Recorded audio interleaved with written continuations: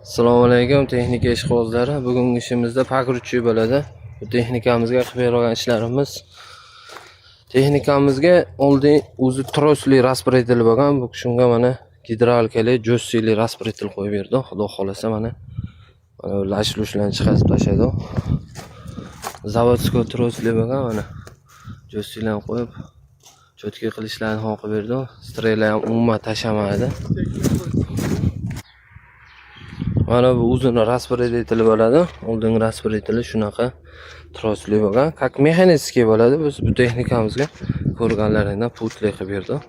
Kimga shunaqa xizmatlar kerak bo'lsa, bemalol aloqa chiqarasizlar. Uzun raspreteldan ko'ra ancha yaxshi, baribir bilasizlar, jo'ssili raspretel ishlashga ham, shofyorga ham qulay bo'ladi. Kimga shunaqa xizmatlar kerak bo'lsa, bemalol aloqa chiqarasizlar. Qilib bergan ishimizga xudo xolasa garantiyalari bor.